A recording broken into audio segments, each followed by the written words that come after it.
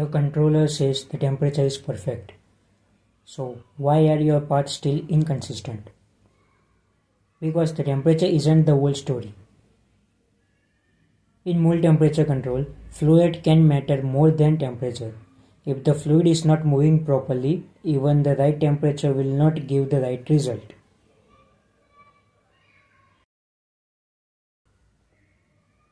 The controller controls fluid temperature, not heat transfer. So what actually controls heat transfer? That's a flow rate. Think of a temperature as a quality of delivery. Flow rate is how many deliveries arrive every minute. One perfect delivery isn't enough, right? You need enough deliveries. Let's see what gets affected when flow is too low.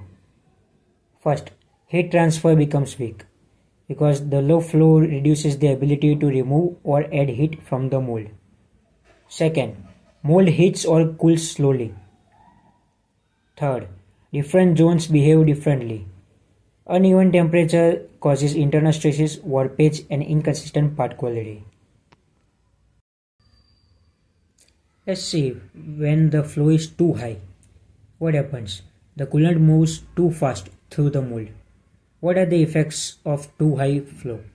First one, pressure drop increases.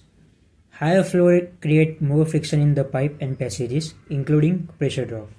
Second, pump power consumption rises. More power is required to move the coolant at higher flow rates. Third, noise and erosion may increase.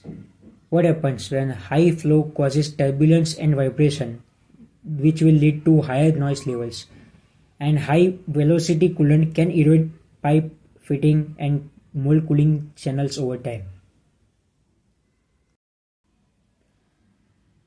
Here is how heat removal is calculated.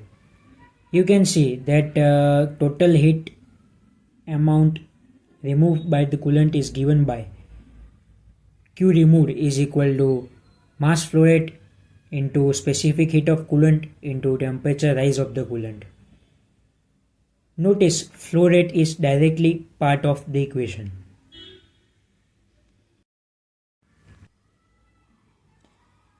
Let's see one example. We can take two systems, system A and B.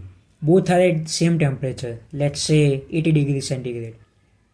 System A has 80 degrees centigrade temperature, but its flow rate is low. What it will result into? It will result into poor heat transfer. Second, system B has the same set temperature, that is 80 degrees centigrade, but its flow rate is good. Then the result will be stable mold temperature. So what are the things flow rate affects? First, it affects how fast heat enters or leaves the mold. Second, it affects how evenly mold is heated or cooled. Third, how quickly system responds. Fourth, how stable the process stays over time. So all these factors gets affected by flow rate.